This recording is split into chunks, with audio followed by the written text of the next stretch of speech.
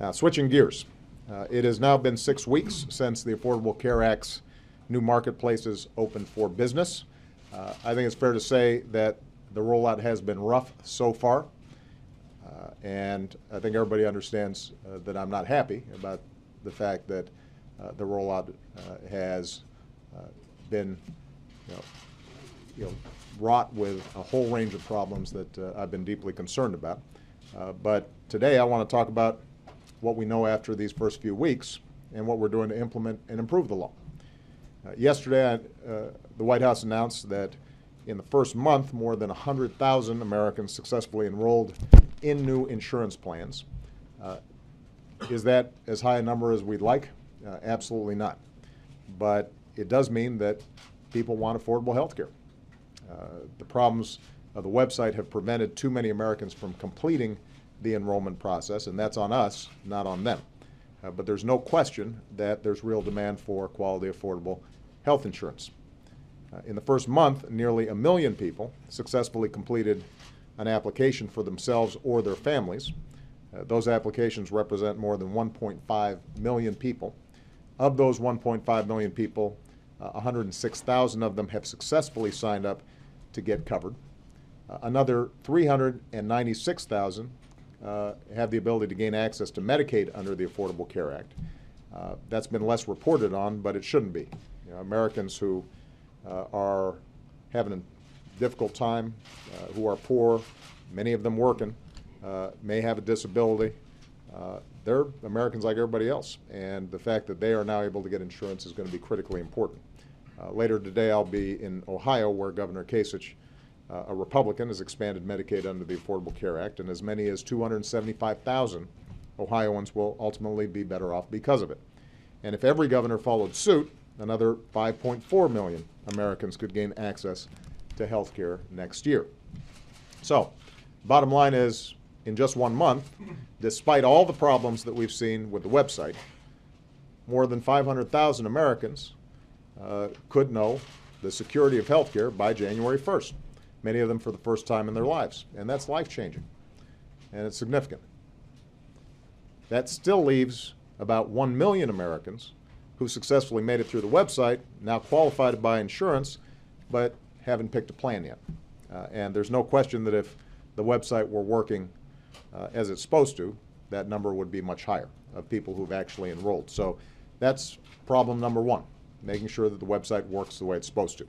It's gotten a lot better over the last few weeks than it was on the first day, but we're working 24/7 to get it working for the vast majority of Americans in a smooth, consistent way. The other problem that has received a lot of attention concerns Americans who've received letters from their insurers that they may be losing the plans they bought in the old individual market, often because they no longer meet the law's requirements to cover basic benefits like prescription drugs or doctor's visits. Now, as I indicated earlier, I completely get how upsetting this can be for a lot of Americans, particularly after assurances they heard from me that if they had a plan that they liked, they could keep it. And to those Americans, I hear you loud and clear. I said that I would do everything we can to fix this problem, and today I'm offering an idea that will help do it. Already, people who have plans that predate the Affordable Care Act can keep those plans if they haven't changed. That was already in the law. That's what's called a grandfather clause. It was included in the law. Today, we're going to extend that principle both to people whose plans have changed since the law took effect and to people who bought plans since the law took effect. So state insurance commissioners still have the power to decide what plans can and can't be sold in their states, but the bottom line is insurers can extend current plans that would otherwise be canceled into 2014, and Americans whose plans have been canceled can choose to re-enroll in the same kind of plan. We're also requiring insurers to extend current plans to inform their customers about two things. One, that what protections these renewed plans don't include. Number two, that the marketplace offers new options with better coverage and tax credits that might help you bring down the costs. So, if you received one of these letters, I'd encourage you to take a look at the marketplace. Even if the website isn't working as smoothly as it should be for everybody yet, the plan comparison tool that lets you browse costs for new plans near you is working just fine. Now, this fix won't solve every problem for every person, but it's going to help a lot of people. Doing more will require work with Congress. And I've said from the beginning, I'm willing to work with Democrats and Republicans to fix problems as they arise. This is an example of what I was talking about. We can always make this law work better.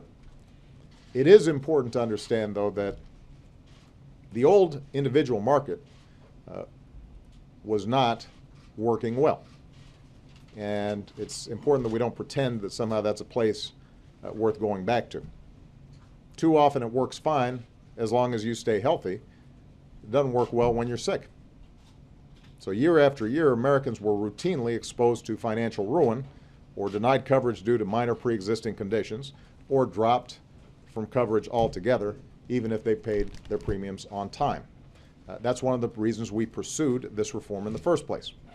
And that's why I will not accept proposals that are just another brazen attempt to undermine or repeal the overall law and drag us back into a broken system. We will continue to make the case, even to folks who choose to keep their own plans, that they should shop around in the new marketplace because there's a good chance that they'll be able to buy better insurance at lower cost. So we're going to do everything we can to help the Americans who've received these cancellation notices. But I also want everybody to remember there are still 40 million Americans who don't have health insurance at all. I'm not going to walk away from 40 million people who have the chance to get health insurance for the first time, and I'm not going to walk away from something that has helped the cost of health care grow at its slowest rate in 50 years. So we're at the opening weeks of the project to build a better health care system for everybody, a system that will offer real financial security and peace of mind to millions of Americans. It is a complex process. There are all kinds of challenges. I'm sure there will be additional challenges that come up. And it's important that we're honest and straightforward in terms when we come up with a problem with these reforms and these laws, that we address them. But we've got to move forward on this. It took 100 years for us to even get to the point where we could start talking about and implementing a law to make sure everybody's got health insurance. And my pledge to the American people is that we're going to solve the problems that are there. We're going to get it right. And the Affordable Care Act is going to work for the American people. So with that, I'm going to take your questions, and I'm going to start with Julie Pace of AP. Thank you, Mr. President. The combination of the website problems and the concerns over the policy cancellations has sparked a lot of worry within your own party. And polls also show that you're taking some hits with the public on both your overall job approval rating and also on factors like trust and honesty. Right. Do you feel as though the flawed healthcare rollout has led to a breach in the public trust and confidence in government? And if so, how do you plan to resolve that? There is no doubt that people are frustrated. We just came out of a shutdown, and the possibility that for the first time in over 200 years we wouldn't pay our bills. And people breathed a sigh of relief when that finally got done, and the next thing they know is that the president's health care reform can't get the website to work, and that there's these other problems with respect to cancellation notices. And I understand why folks are frustrated. I would be too, because sometimes people look at what's taking place in Washington and they say, not enough is getting done that helps me with my life. And regardless of what Congress does, ultimately I'm the President of the United States, and they expect me to do something about it. So in terms of how I intend to approach it, I'm just going to keep on working as hard as I can around the priorities that the American people care about. And I think it's legitimate for them to expect me to have to win back some credibility on this health care law in particular, and on a whole range of these issues in general. And that's on me. I mean, we fumbled the rollout on this health care law. There are a whole bunch of things about it that are working really well, which people didn't notice, right? Because they weren't controversial. So making sure kids could stay on their parents' plans till they were up through the age of 25, and making sure that seniors got more discounts on their prescription drugs. There were a whole bunch of stuff that we did well over the first 3 years, but we always knew that these marketplaces, creating a place where people can shop and through competition get a better deal for the health insurance that their families need, we always knew that that was going to be complicated and everybody was going to be paying a lot of attention to it. And we should have done a better job getting that right on day one, not on day 28 or on day 40. I am confident that by the time we look back on this next year, that people are going to say, this is working well, and it's helping a lot of people. But my intention in terms of winning back the confidence of the American people is just to work as hard as I can, identify the problems that we've got, make sure that we're fixing them, whether it's a website, whether it is making sure that folks who got these cancellation notices get help. We're just going to keep on chipping away at this until the job is done. Major Garrett. Thank you, Mr. President. You said while the law was being debated, if you like your plan, you can keep it. You said after the law was implemented or signed, if you like your plan, you can keep it. Americans believed you, sir, when you said that to them over and over. Right. Do you not believe, sir, the American people deserve a deeper, more transparent accountability from you as to why you said that over and over when your own statistics published in the Federal Register alerted your policy staff, and I presume you, the fact that millions of Americans would in fact probably fall into the very gap you're trying to administratively fix now? That's one question. Second question. you were informed, or several people in this building were informed 2 weeks before the launch of the website, that it was failing the most basic tests internally. And yet a decision was made to launch the website on October 1st. Did you, sir, make that test? And if so, did you regret that? Okay, on the website, I was not informed directly that the website would not be working as the way it was supposed to. Had I been informed, I wouldn't be going out saying, boy, this is going to be great.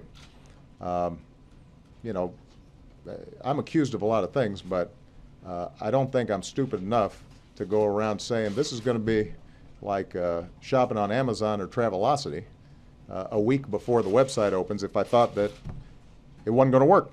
So clearly, we and I did not have enough awareness about the problems in the website. Even a week into it, the thinking was that these were some glitches that would be fixed with patches, as opposed to some broader systemic problems that took much longer to fix, and we're still working on them.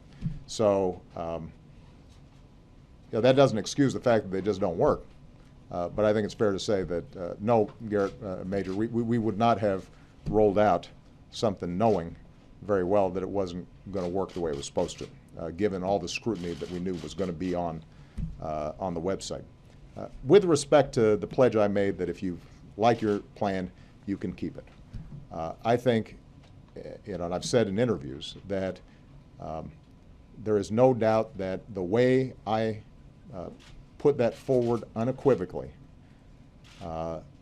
ended up not being accurate. It was not because of my intention not to deliver on that commitment and that promise.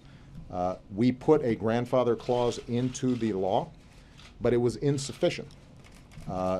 Keep in mind that the individual market accounts for 5% of the population. So when I said you can keep your health care, you know, I'm looking at folks who've got employer-based health care, I'm looking at folks who've got Medicare and Medicaid, and that accounts for the vast majority of Americans. And then for people who don't have any health insurance at all, obviously that didn't apply. My commitment to them was you're going to be able to get affordable health care for the first time.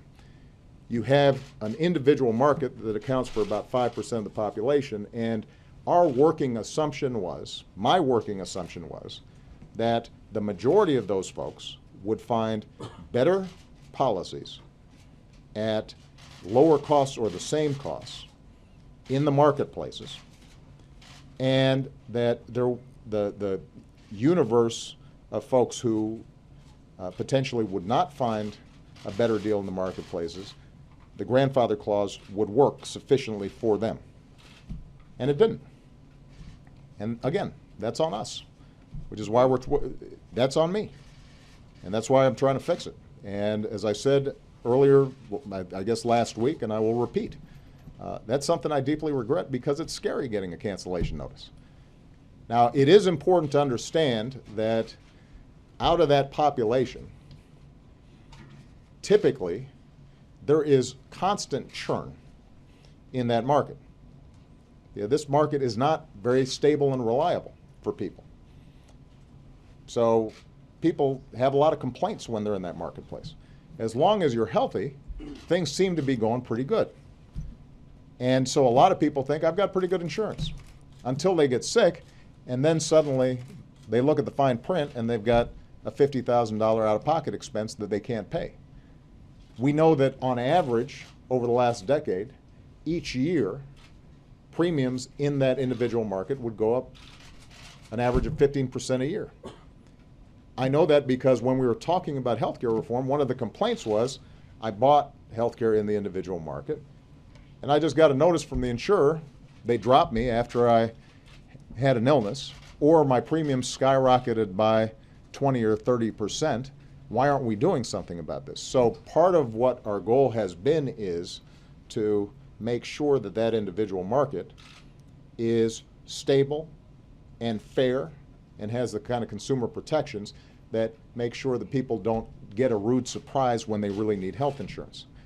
But if you just got a cancellation notice, and so far you're thinking my prices are pretty good, you haven't been sick, and it fits your budget, and now you get this notice, you're going to be worried about it. And if the insurer is saying the reason you're getting this notice is because of the Affordable Care Act, then you're going to be understandably aggravated about it.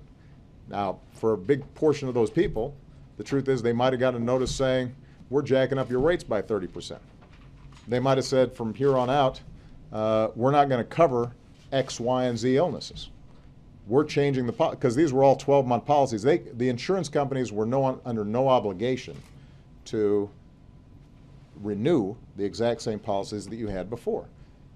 But look, one of the things I understood when we decided to reform the health insurance market, part of the reason why it hasn't been done before, and it's very difficult to do, is that anything that's going on that's tough in the healthcare market, if you've initiated a reform, can be attributed to your law. And so what we want to do is to be able to say to these folks, you know what, the Affordable Care Act is not going to be the reason why insurers have to cancel your plan.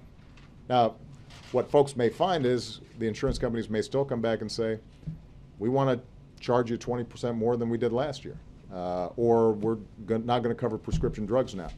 But that's in the nature of the market that existed earlier. Did you decide, sir, that the simple declaration was something the American people could handle, but this nuanced answer you just gave now was something they couldn't handle, and you didn't trust the American people with a fuller truth?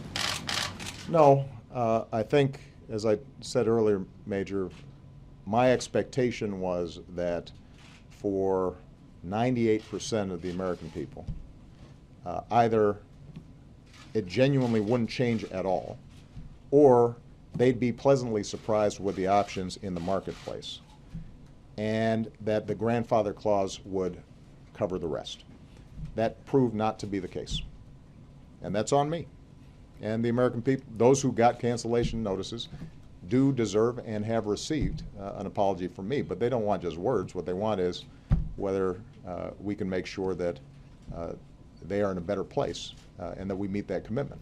And by the way, I think it's very important for me to note that there are a whole bunch of folks up in Congress and others who made this statement, and they were entirely sincere about it. And the fact that you've got this this percentage of people who've had this impact, I want them to know that their senator or congressman, they were making representations based on what I told them and what this White House and our administrative staff told them, and so it's not on them, it's on us. But it is something that we intend to fix. Good. Steve Carlson. Do you have reason to believe that Iran would walk away from nuclear talks if Congress draws up new sanctions? And would a diplomatic breakdown at this stage leave you no option but military action? And how do you respond to your critics on the Hill who say that it was only tough sanctions that got Iran to the table, only tougher sanctions will make it capitulate? Well, let me make a couple of points. Number one, I've said before and I will repeat, we do not want Iran having nuclear weapons. And it would be not only dangerous to us and our allies, but it would be destabilizing to the entire region and could trigger a nuclear arms race that would make life much more dangerous for all of us. So our policy is Iran cannot have nuclear weapons. And I'm leaving all options on the table to make sure that we meet that goal. Point number two. The reason we've got such vigorous sanctions is because I and my administration put in place when I came into office the international structure to have the most effective sanctions ever. And so I think it's fair to say that I know a little bit about sanctions since we set them up and made sure that we mobilized the entire international community so that there weren't a lot of loopholes and they really had bite. And the intention in setting up those sanctions always was to bring the Iranians to the table so that we could resolve this issue peacefully, because that is my preference. That's my preference because any armed conflict has cost to it, but it's also my preference because the best way to assure that a country does not have nuclear weapons is that they are making a decision not to have nuclear weapons, and we're in a position to verify that they don't have nuclear weapons. So, as a consequence of the sanctions that we put in place, and I appreciate all the help, bipartisan help that we received from Congress in making that happen, Iran's economy has been crippled. They had a negative 5% growth rate last year. Their currency plummeted. They're having significant problems in just the day-to-day economy on the ground in Iran. And President Rouhani made a decision that he was prepared to come and have a conversation with the international community about what they could do to solve this problem with us. We've now had a series of conversations, and it has never been realistic that we would resolve the entire problem all at once. What we have done is seen the possibility of an agreement in which Iran would halt advances on its program, that it would dilute some of the highly enriched uranium that makes it easier for them to potentially produce a weapon, that they are subjecting themselves to much more vigorous inspections so that we know exactly what they're doing at all their various facilities, and that would then provide time and space for us to test over a certain period of months whether or not they are prepared to actually resolve this issue to the satisfaction of the international community, making us confident that, in fact, they're not pursuing a nuclear weapons program. In return, the basic structure of what's been talked about, although not completed, is that we would provide very modest relief at the margins of the sanctions that we've set up. But importantly, we would leave in place the core sanctions that are most effective and have most impact on the Iranian economy, specifically oil sanctions and sanctions with respect to banks and financing. And what that gives us is the opportunity to test how serious are they, but it also gives us an assurance that if it turns out 6 months from now that they're not serious, we can dial those sanctions right back up. So my message to Congress has been that let's see if this short-term phase one deal can be completed to our satisfaction, where we're absolutely certain that while we're talking with the Iranians, they're not busy advancing their program. We can buy some additional months in terms of their breakout capacity. Let's test how willing they are to actually resolve this diplomatically and peacefully.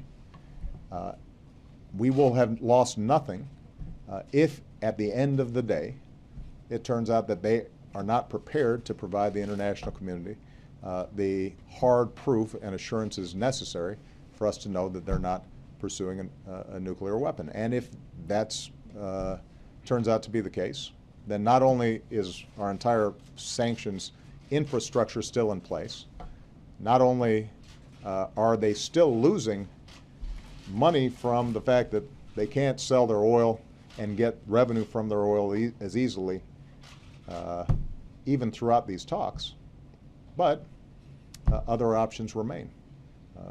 But what I've said to the members of Congress is that if in fact we're serious about trying to resolve this diplomatically, because no matter how good our military is, military options are always messy, are always difficult, always have unintended consequences. And in this situation are never complete in terms of making us certain that they don't then go out and pursue even more vigorously nuclear weapons in the future. If we're serious about pursuing diplomacy, then there's no need for us to add new sanctions on top of the sanctions that are already very effective and that brought them to the table in the first place. Now, if it turns out they can't deliver, they can't come to the table in a serious way and get this issue resolved, the sanctions can be ramped back up, and we've got that option.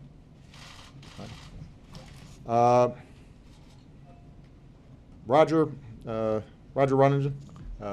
Roger's, it's his birthday, by the way, so that's not the reason you got a question, but I thought it was important to note that. Happy birthday. Back to health care. Can you guarantee for the American people that the health care website is going to be fully operational for all people, not just the vast majority, by November 30? And second, more broadly, this is your signature domestic piece of legislation. You hear criticism on the Hill that you and your White House team are too insular. Is that how this mess came to be? Well, I think there's going to be a lot of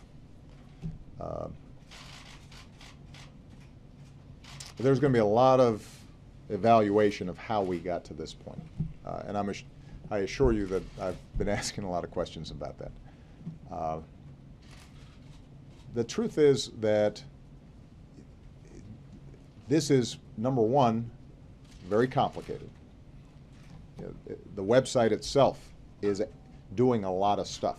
There aren't a lot of websites out there that have to help people compare their possible insurance options, verify income to find out what kind of tax credits they might get, communicate with those insurance companies so that they can purchase, make sure that all of it's verified, right? So there's just a bunch of pieces to it that made it challenging. And you combine that with the fact that the federal government does a lot of things really well. One of the things it does not do well is information technology procurement. This is kind of a systematic problem that we have across the board.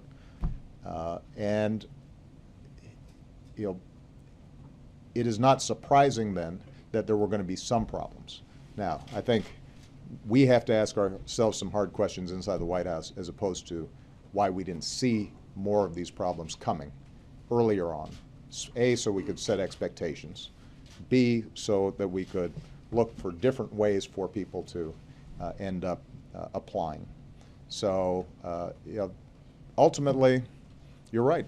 This is something that's really important to me, and it's really important to millions of Americans who have been waiting for a really long time to try to get health care because they don't have it. And I am very frustrated, but I'm also somebody who, if I fumble the ball, I'm going to wait until I get the next play, and then I'm going to try to run as hard as I can and do right by the team.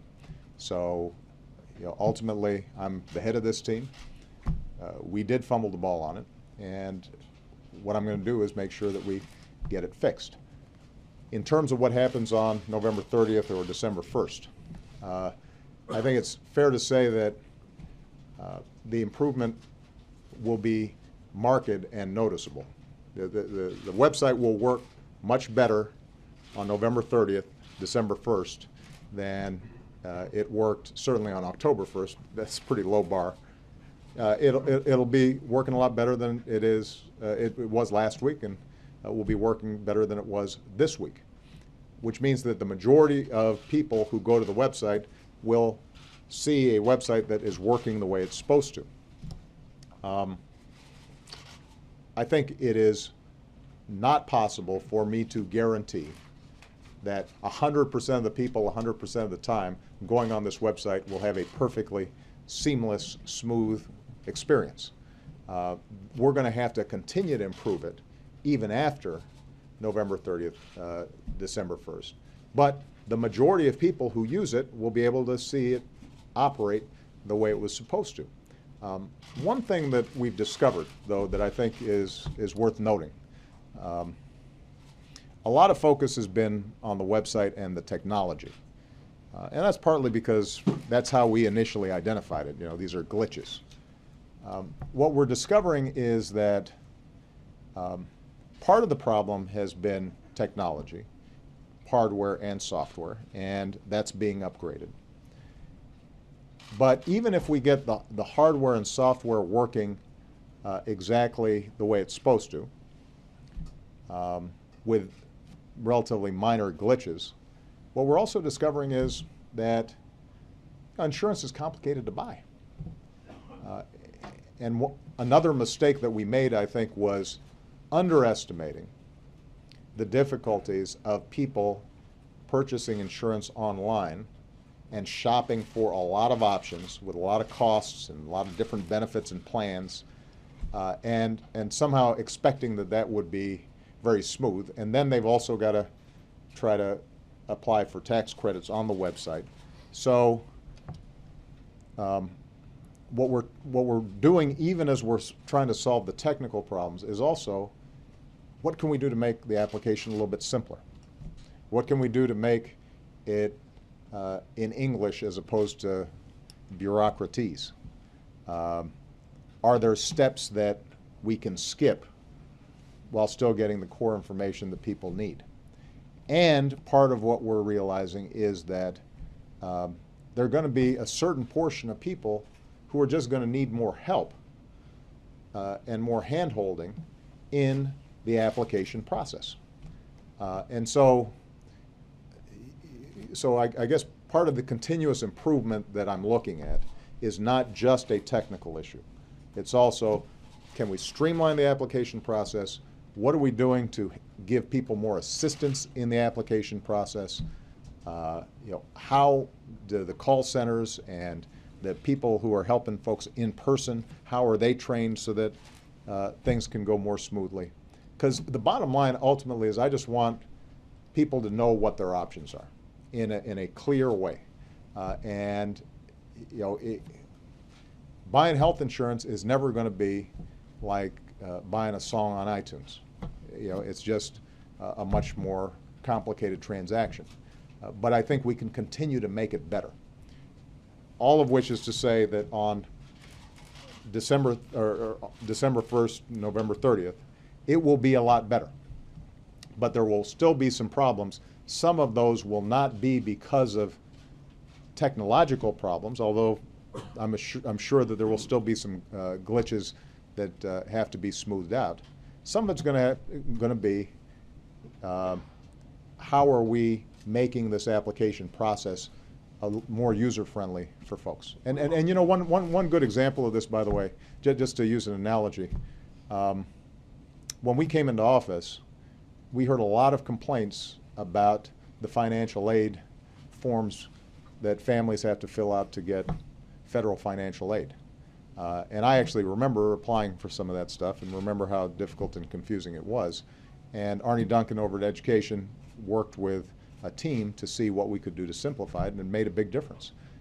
And that's part of the process that we've got to go through. And in fact, if we can get some focus groups and we sit down with actual users and see, how well is this working? What would improve it? What part of it didn't you understand?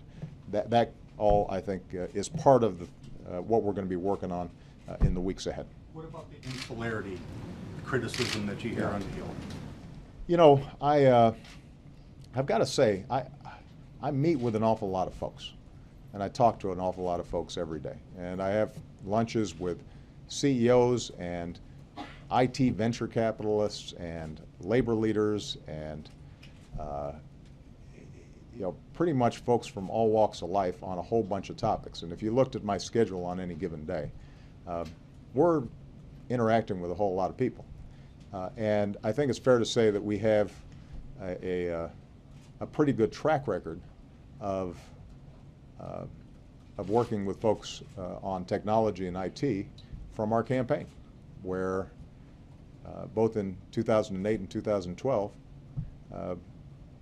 we did a pretty darn good job on that. So it's not that, the idea that somehow we didn't have access or were interested in people's ideas, I think isn't accurate. What is true is that, as I said before, our IT systems, how we purchase technology in the federal government, is cumbersome, complicated, and outdated.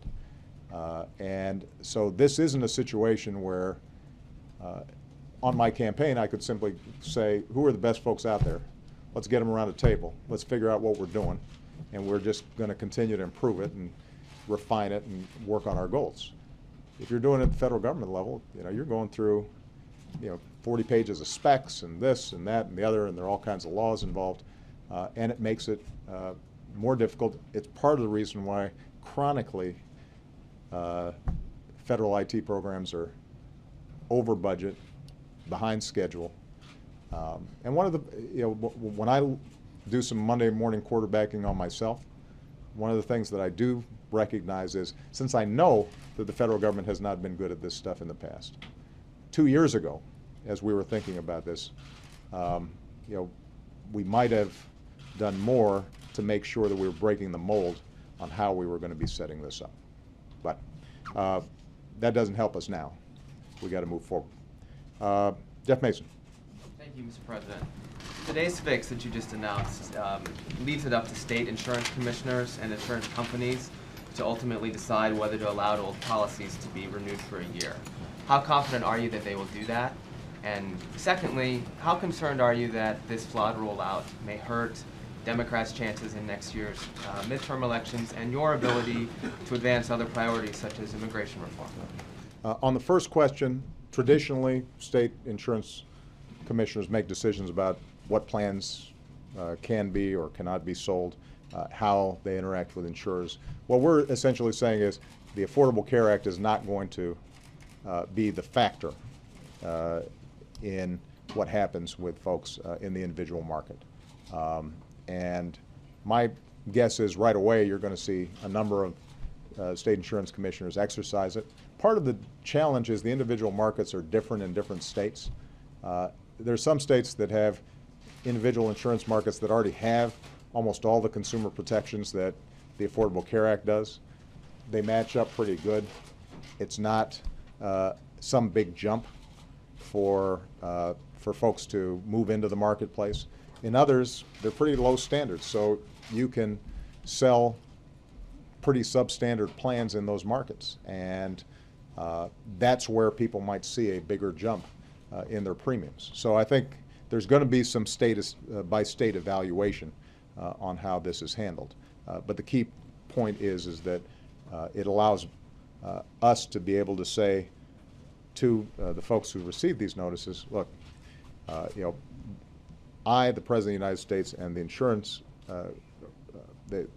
model of the Affordable Care Act is not going to be getting in the way of you shopping in the individual market that you used to have. As I said, there's still going to be some folks who, over time, I think are going to find that the marketplaces are better.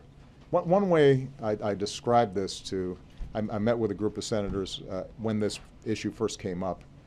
And it's not a perfect analogy, but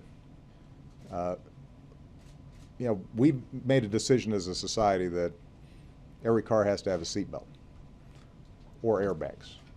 And so you pass a regulation.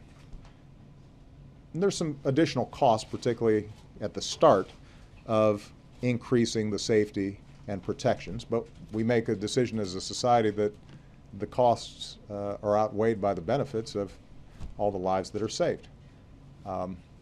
So what we're saying now is, if you're buying a new car, you got to have the seatbelt. Well, the problem with the grandfather clause that we put in place is, it's almost like we said to folks, you got to buy a new car, even if you can't afford it right now. And sooner or later, folks are going to start trading in their old cars. But you know, we don't need, if their life circumstance is such where, for now at least, they want to keep the old car, even if the new car is better, we should be able to give them that option. And that's what we want to do.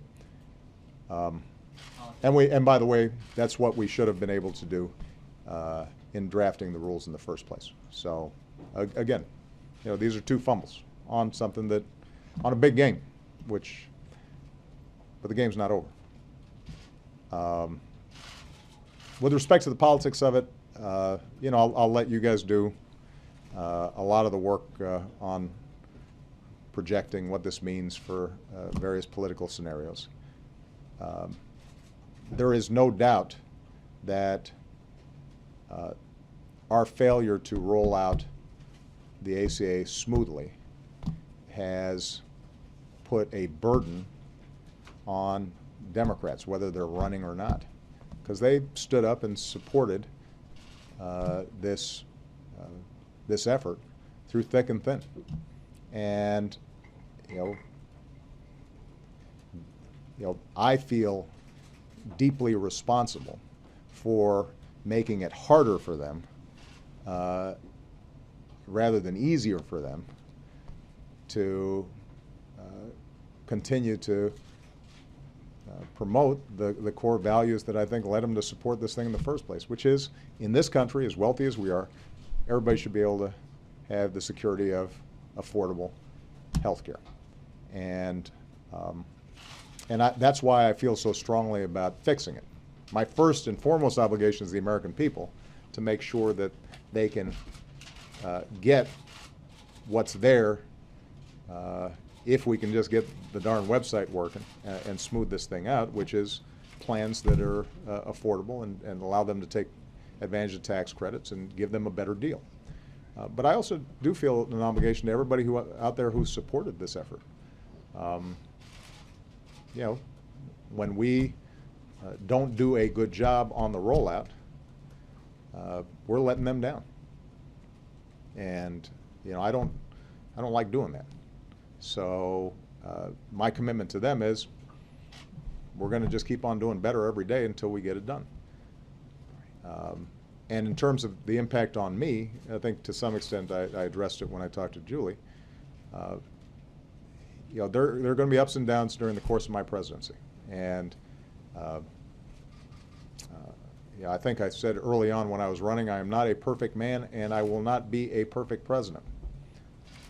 But I'll wake up every single day working as hard as I can on behalf of Americans out there from every walk of life who are working hard, meeting their responsibilities, but sometimes are struggling because the way the system works isn't giving them a fair shot.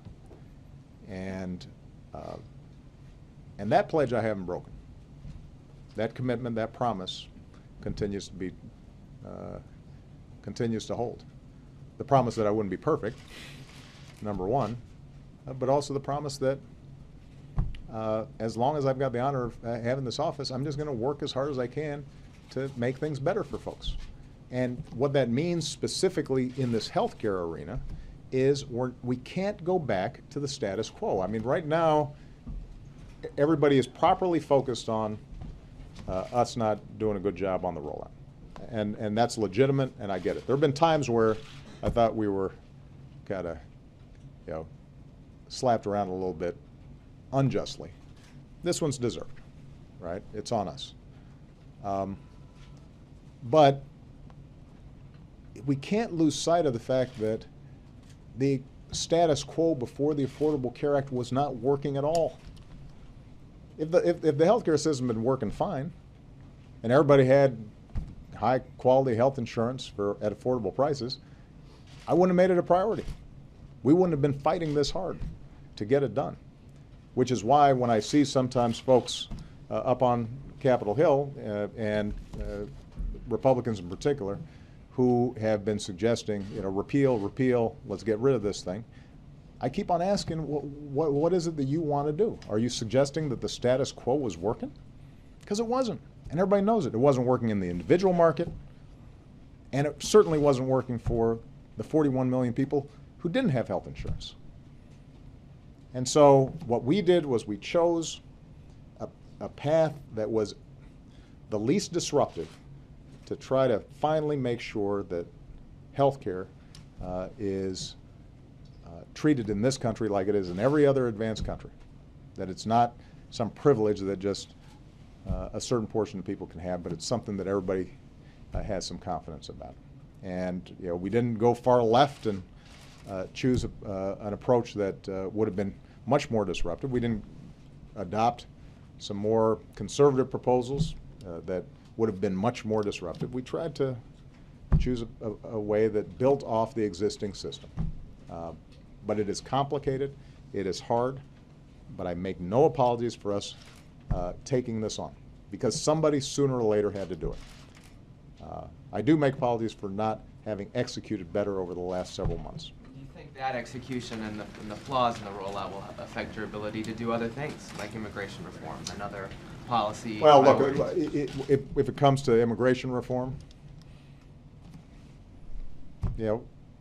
there is no reason for us not to do immigration reform. And we've already got strong bipartisan support for immigration reform out of the Senate. You've got, I met with a number of traditionally very conservative clergy who are deeply committed to immigration reform. We've got the business community entirely behind immigration reform. So you've got a bunch of constituencies that are traditionally much more, have leaned much more heavily towards Republicans who are behind this. So if people are looking for an excuse not to do the right thing on immigration reform, they can always find an excuse.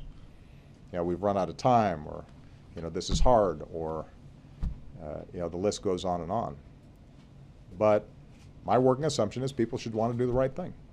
And when you've got an issue that would strengthen borders, make sure that the legal immigration system works the way it's supposed to, that would go after employers who are doing the wrong thing when it comes to hiring undocumented workers, and would allow folks who are here illegally to get right with the law and pay a fine and learn English and get to the back of the line, but